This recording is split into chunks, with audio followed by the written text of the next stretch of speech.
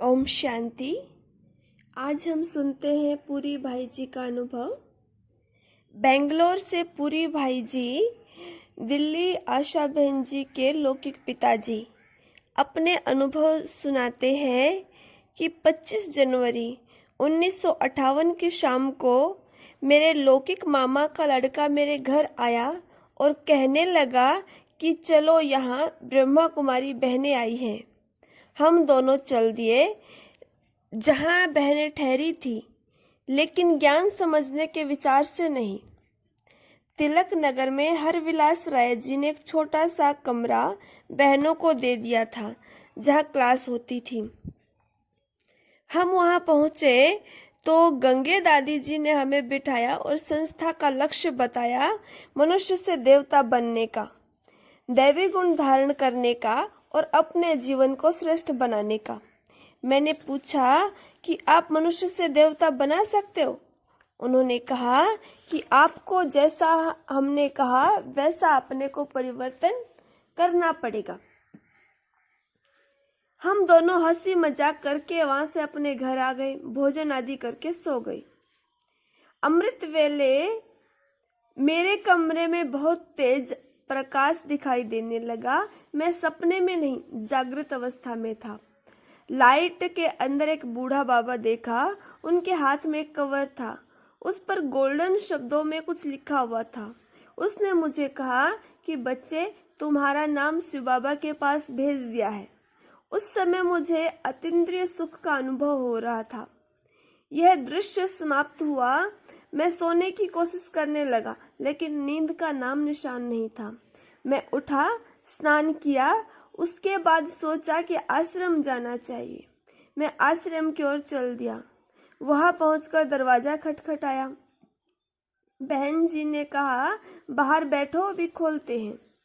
मन में उत्कंठा बहुत थी, इसलिए मैं समय से पहले पहुंच गया। कुछ समय के बाद दरवाजा खुला और मैंने बहन जी से पहली बात यही पूछी कि आपके गुरु कौन है। बहन जी ने कहा, हमारा कोई गुरु नहीं है, हमारे तो पिताश्री जी हैं। बात करते करते मेरी नज़र दीवार पर टंगे चित्र पर पड़ी तो मेरी खुशी का पारावार नहीं कहा। मैंने कहा, बहन जी, यही बाबा तो मुझे सुबह 3 बजे मिले और कहा कि तुम्हारा नाम शिव बाबा के पास भेज दिया है। बहन जी ने कहा, आप वही कल्प पहले वाले बाबा के बच्चे हो जो आपको बाबा ने अपना बना लिया।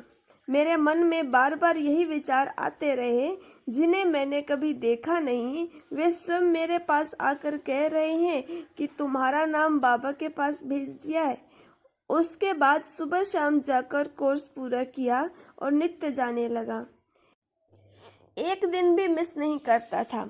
जो पुरानी आदतें थी वे सब सहज छूट गई। मेरे लौकिक परिवार वाले राधा स्वामी मठ में जाते थे।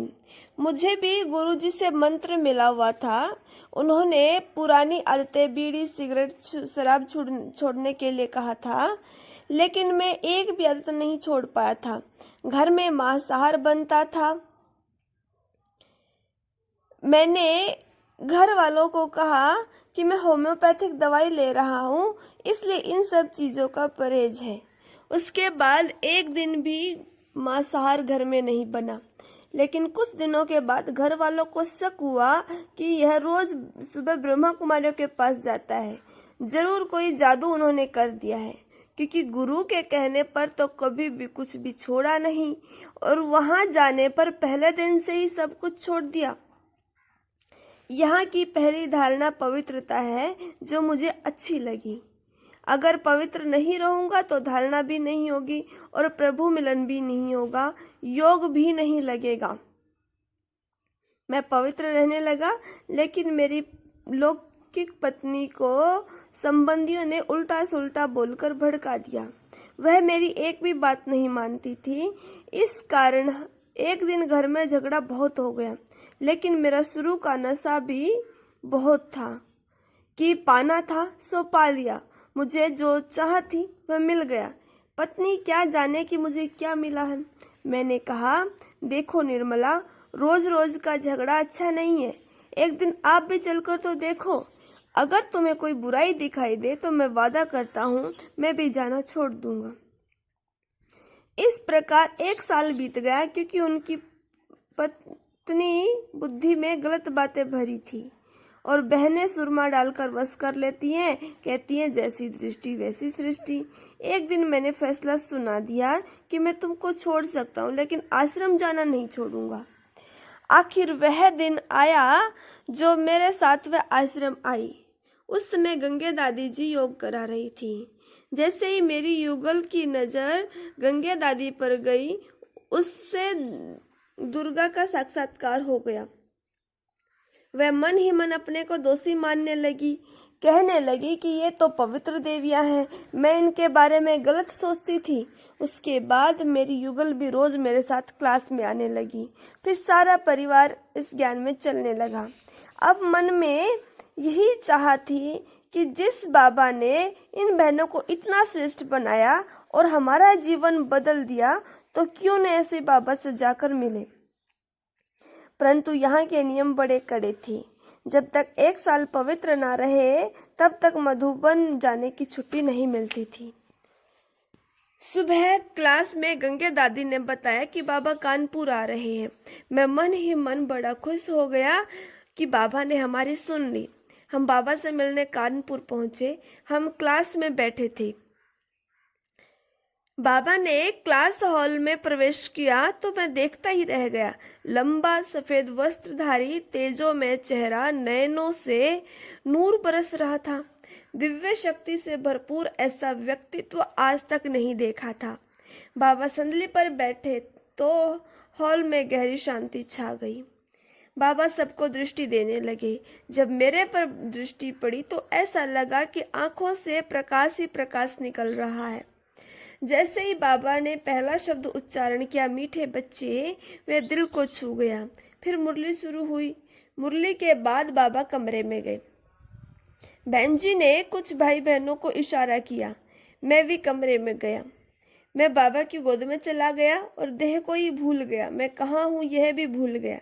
बाबा से जो अलौकिक सुख मिला, उसका वर्णन शब्दों में नहीं कर सकता। साकार बाबा का प्यार दुलार कभी भूल नहीं सकता, जिसने सर्व संबंधों का दिव्य सुख दिया। माता पिता बंधु सखा के संबंधों का सुख उस दिव्य शक्ति से प्राप्त हुआ और मेरा निश्चय एकदम दृढ़ हो गया। बाबा कहते थे, सोचो, दुनिया जिसके साक्षात्कार के लिए तरसती है, मैं उनकी गोदी में बैठा हूँ। बाबा की दृष्टि में सभी बच्चे समान थे। बाबा कहते थे कि बाबा तो गरीब निवाज है। दिल से यही निकलता था कि इतना प्यार करेगा कौन। लौकिक में मैं मयूर मिल में लेबर ऑफिसर था। मैंने एक लेबर को बर्खास्त कर दिया तो उसको बहुत गुस्सा आया और कहा कि मैं पूरी को जान से मार दूंगा।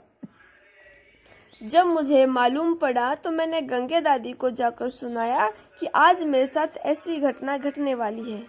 दादी ने तुरंत बाबा को फोन किया कि बाबा, पूरी भाई को आज एक लेबर जान से मारने की कह रहा है। तब बाबा ने कहा, बच्चे को कहो कि उसको कुछ भी नहीं होगा, निश्चिंत रहे। जब मैं मिल के बाहर आया तो वह दरवाजे पर ही खड़ा था मारने के लिए, लेकिन बाबा का जादू देखो, वह तुरंत मेरे पैरों में पड़ गया, माफी मांगने लगा और कहा कि मेरा हिसाब कर दो। इस प्रकार साकार में दूर होते हुए भी बाबा बच्चों की रक्षा करते थे। बाबा के बारे में क्या वर्णन करें, क्या छोड़े, समझ नहीं आता।